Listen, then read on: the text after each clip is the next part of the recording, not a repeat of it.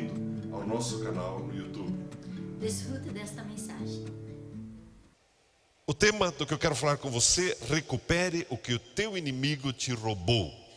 Recupere o que o inimigo te roubou. Como eu falei, se você consegue listar pelo menos 2 de 3 coisas nos últimos 5 anos que o diabo te roubou, está na hora de buscar de volta. Muitos de nós ainda aceitamos passivamente as agressões do diabo, achando que é natural, e deixamos a vida seguir o seu curso. E eu quero conversar com você sobre isso nessa noite. E você que está com a sua Bíblia, por favor, abra em 1 Samuel no capítulo 30. 1 Samuel capítulo 30. Vamos ler esse texto a partir do versículo 1. A Bíblia nos diz assim: quando Davi e os seus homens chegaram a Ziclag, ao 3º dia, já os amalequitas com ímpeto tinham dado sobre o sul de Ziclag, e tinham ferido a Ziclag e a tinham queimado a fogo. Tinham levado cativas as mulheres e todos os que lá se achavam, tanto grandes quanto pequenos. A ninguém mataram, tão somente os levaram consigo e foram o seu caminho. Quando Davi e os seus homens chegaram à cidade, encontraram-na queimada a fogo, e as suas mulheres e seus filhos e suas filhas levados cativos. Versículo 4. Então Davi e o povo que se achava com ele alçaram a sua voz e choraram, até que não houve neles mais força para chorar. Também as 2 mulheres de Davi tinham sido levadas cativas, Ainoã, a jezreelita, e Abigail, que fora mulher de Nabal, o carmelita. Davi muito se angustiou, porque o povo falava em apedrejá-lo.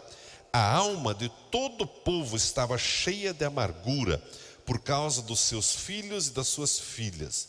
Mas Davi se fortaleceu no Senhor, o seu Deus. Até aqui a nossa leitura. Meus irmãos, esse texto fala de um povo inimigo do povo de Deus, os amalequitas. A Bíblia fala, no Salmo 87, menciona alguns povos inimigos do povo de Deus. Dentre eles estão os amalequitas. Esses amalequitas, provavelmente descendentes de Amaleque, um dos netos de Esaú.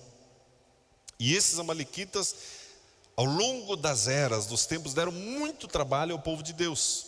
Lembra daquela ocasião em que Moisés estava orando e os braços dele ficavam cansados, e Arão e Hur tinham que sustentar os braços dele enquanto Josué lutava?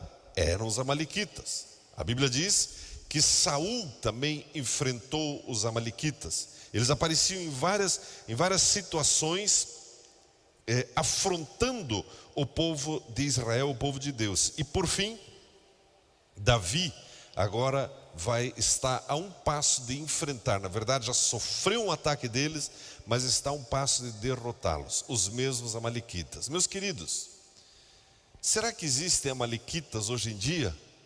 Não pense na sua sogra, não vale. Será que tem amalequitas? É o meu chefe, não. Será que tem amalequitas agindo sobre a face da terra? Tem. Existem demônios, espíritos maus que usam pessoas para atacar a sua vida. Existem demônios que atacam você sem pessoas. Não existem algumas coisas que você vê claramente que o diabo tirou de você?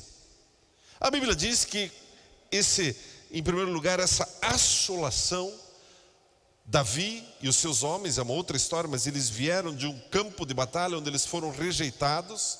E a Bíblia diz que ao 3º dia, ou seja, 3 dias de viagem, eles chegam cansados e eles veem que as mulheres, os filhos, as filhas, o gado foi levado cativo e a cidade estava destruída. Você lembra quando isso aconteceu com você?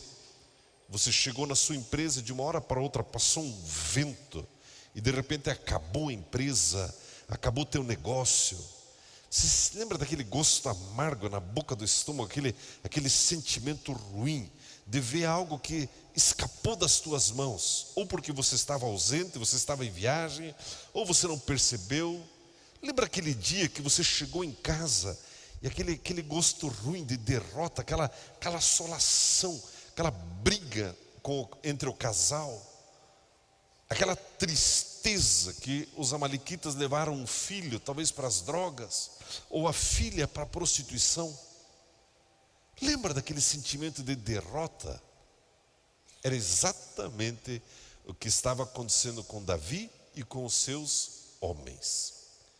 Amados, a Bíblia, ela é extremamente honesta conosco. A Bíblia diz ainda em 1 Samuel capítulo 30, versículo 16, que quando Davi chegou lá, ele viu os amalequitas espalhados sobre a face de toda a terra, comendo, bebendo e dançando por todo aquele despojo.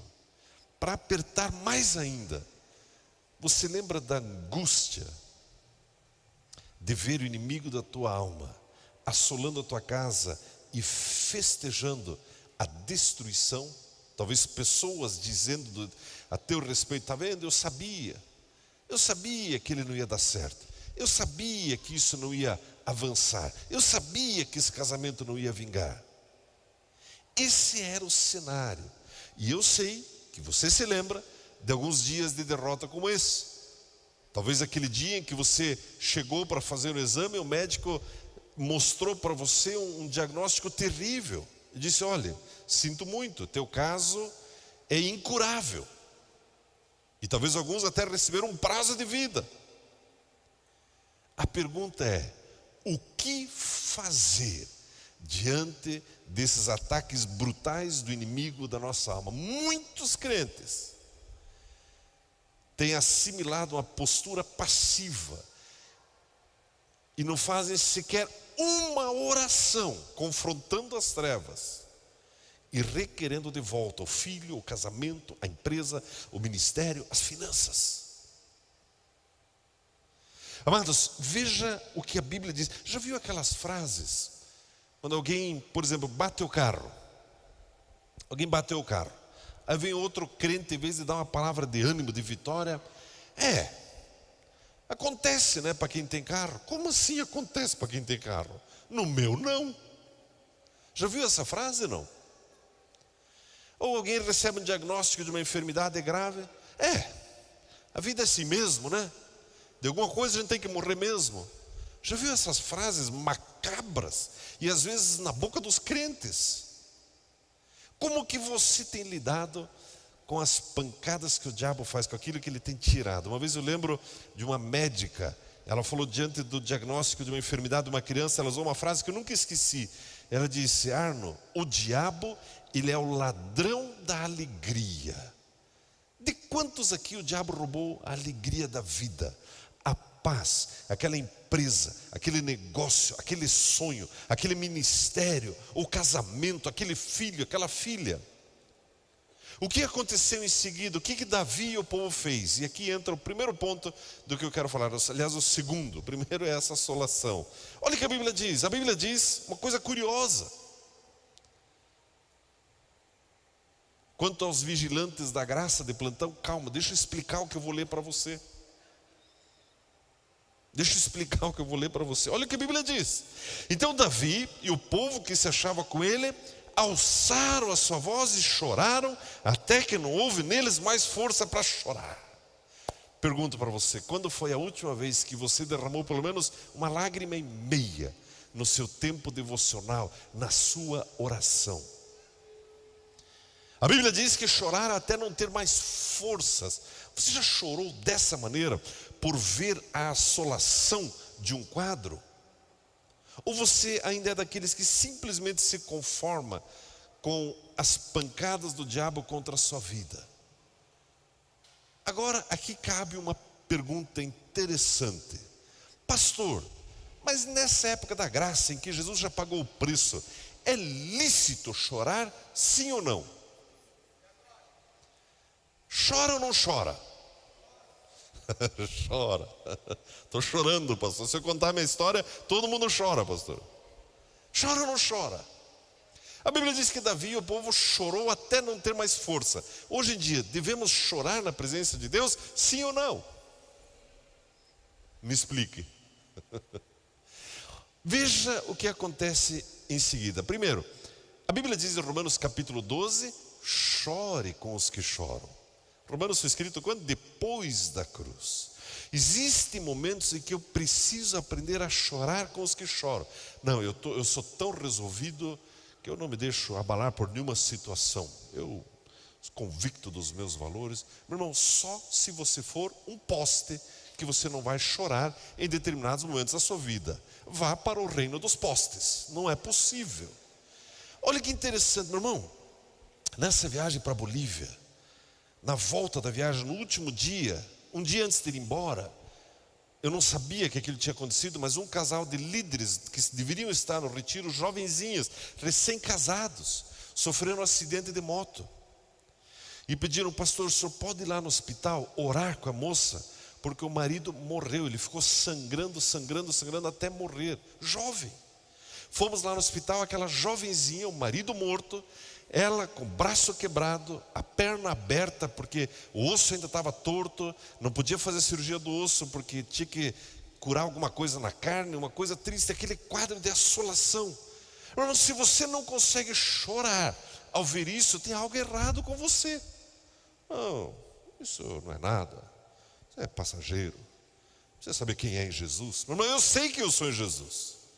Por isso aprendi a chorar com os que choram. Davi e o povo chorou até não ter mais forças. Você está dizendo que eu tenho que ser um chorão? Bem mais do que você tem chorado. Mas, olha que interessante, a Bíblia é maravilhosa, meu irmão. A Bíblia diz no versículo seguinte, que Davi muito se angustiou porque o povo falava em apedrejá-lo. E a alma de todo o povo estava cheia de amargura por causa dos seus filhos e das suas filhas. Mas Davi se fortaleceu no Senhor seu Deus. E aqui tem um segredo, meu irmão. O choro de Davi e o choro do povo era diferente.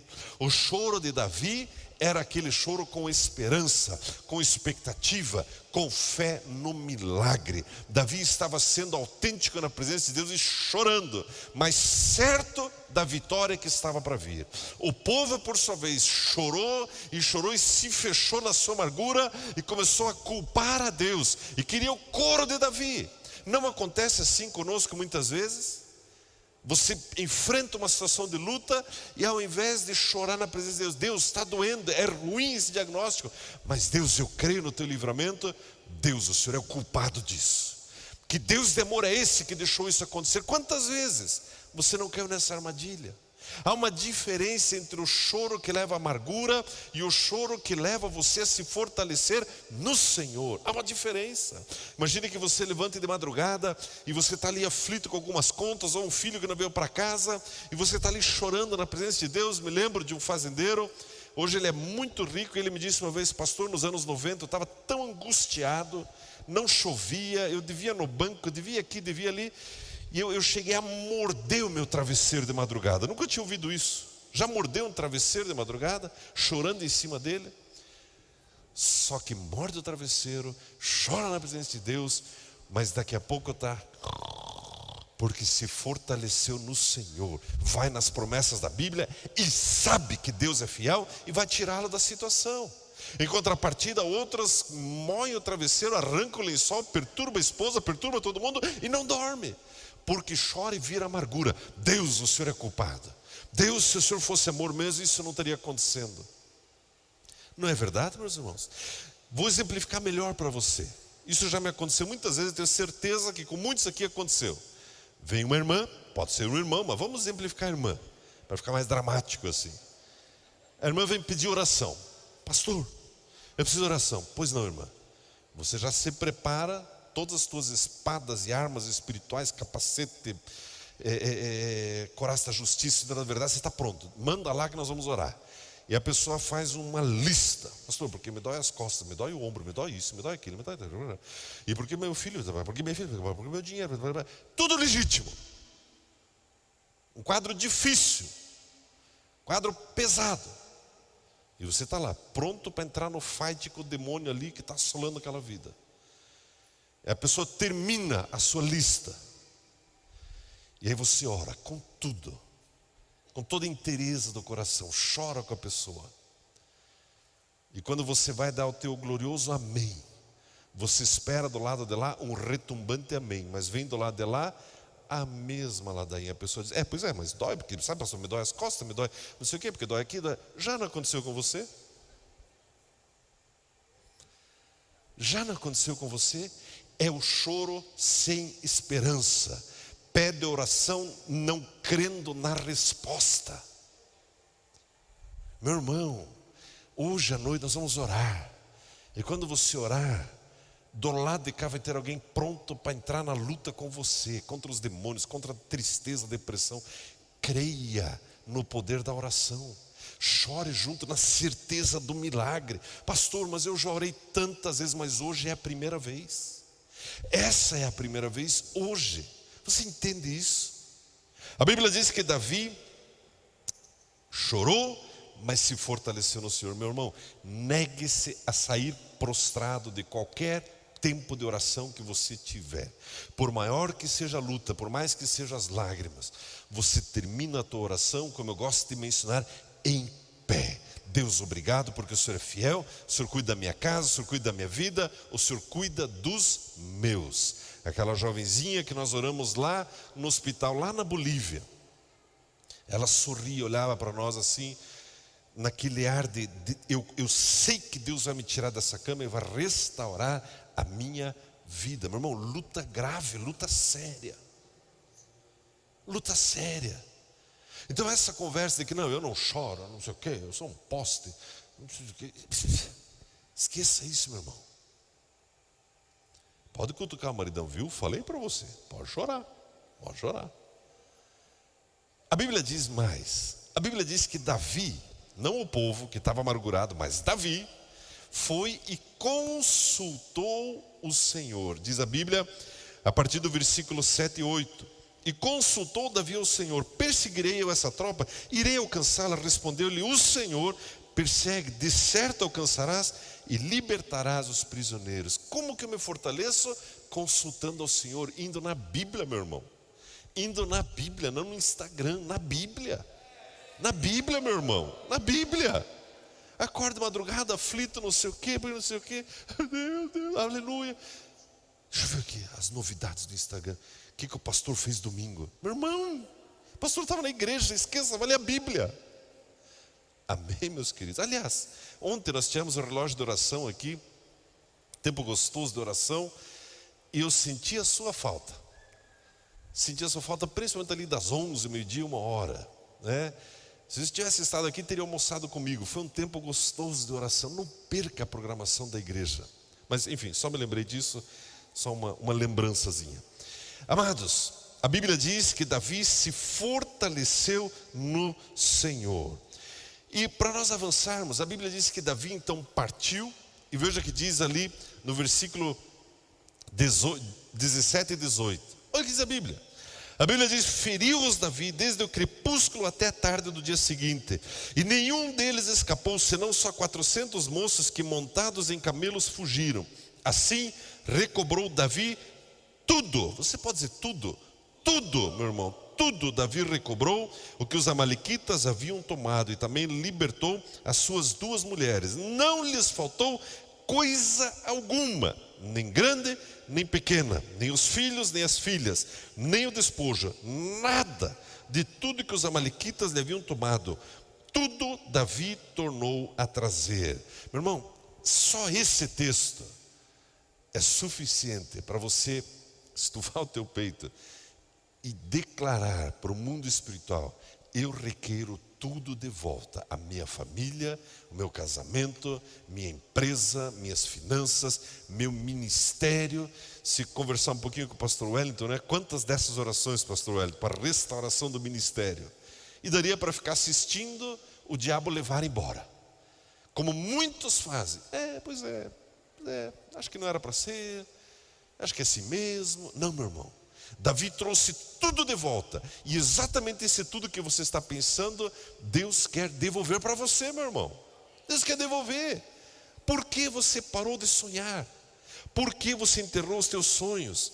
Mas o texto fica ainda melhor, meus irmãos, porque agora aconteceu essa vitória e Davi ele está voltando com os 400. Nós não lemos, mas eu vou dizer para você que quando os 600 estavam indo, a Bíblia a Bíblia diz, no versículo 9 em diante: partiu Davi, ele e os 600 homens que com ele se achavam, chegaram ao ribeiro de Besor, onde alguns ficaram para trás, pois 200 homens estavam cansados demais para passar o ribeiro. Mas Davi e os 400 homens continuaram a perseguição. Olha que interessante isso.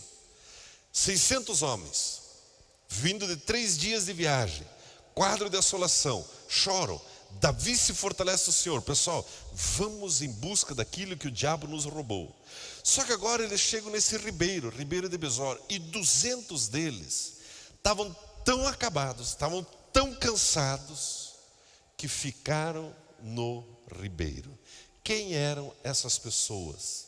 E a Bíblia diz que 400 marcharam com Davi, deram coro nos amalequitas, e agora estão voltando com as famílias, as mulheres, as crianças e o despojo. Agora imagine a carinha daqueles 200, começando a ouvir o barulho, dando uma checada, nos stories do Instagram. Olha, mataram mais um amalequita, venceram. Eu vi tua filha, eu vi teu filho.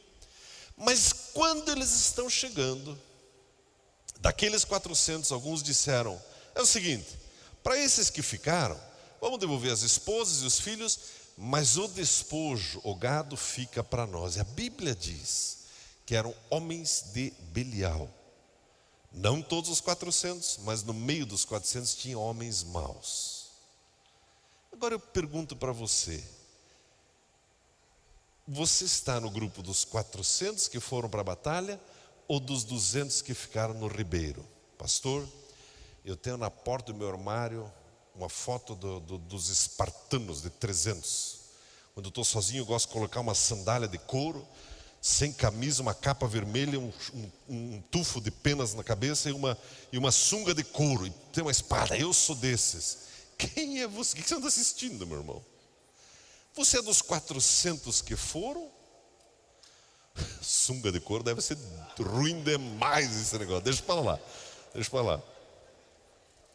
Ou você é dos 200 que ficaram no ribeiro, nas águas tranquilas, nos pastos verdejantes? Qual deles é você? Eu vou dizer quem é você. Você é dos 200 que ficaram. Você sabia disso? Boa pergunta, meu irmão. Isso aqui é uma amostra da graça. Davi, ele tipifica a obra de Jesus. Jesus foi lá e conquistou tudo, e agora ele vem e entrega tudo nas tuas mãos, meu irmão. Você e eu somos dos 200 que ficaram. Meu irmão, para você e para mim, para nós, sabe qual é a sua parte? Águas tranquilas e pastos verdejantes. Mas a história fica melhor ainda. A história fica ainda melhor. A questão agora: mas Arno, você me encoraja a orar, a resistir às trevas, a mandar o diabo devolver, e agora eu fico no ribeiro? Sim, Jesus já conquistou tudo para nós. Agora imagine os 200. Davi chega com as esposas, os filhos, o rebanho. Você acha que os 200 iam ficar olhando? Jesus já fez tudo, não precisa fazer nada. Tá, mas você não vai pegar tua mulher e teus filhos de volta para casa? Não, acho que não é comigo. Mas e as ovelhas que ele trouxe, você não quer? Meu irmão, está na hora de se apropriar o que Jesus já fez por você. É isso que eu quero dizer para você. Meu irmão, aqueles 200 foram com tudo, e digo mais, foram descansados. Os 400 estavam moídos, e esses 200 foram com tudo para cima das famílias, e abraça e beija, e pega as ovelhas, e pega o despojo, e vai desfrutar da restauração. Meu irmão, assim é a obra de Jesus. Ele já pagou o preço pela sua e pela minha vida. E você e eu, meu irmão, nós temos autoridade para requerer de volta. Você não precisa ficar assistindo os amalequitas desossando a tua casa, a tua empresa, os teus sonhos. Jesus pagou o preço, Jesus pagou um preço alto por você. Está na hora de tomar de volta aquilo que é seu, aquilo que é nosso. Tinha até uma música antiga, que dos anos 70, acho que era, Paulino, que no campo do diabo entrei e tal, e não sei o que, tinha até uma coreografia lá. Eu fico imaginando vocês fazendo a coreografia. Não vou pedir, deixa pra lá, Mas, meu irmão, é exatamente isso. E hoje à noite eu quero encorajá-lo. Nós queremos orar juntos, e você vai mencionar pelo menos 2 coisas que o diabo roubou de você. E com esse entendimento, Senhor, para mim cabe as águas tranquilas, os pastos verdejantes, o Senhor já conquistou e eu quero aquilo que é meu.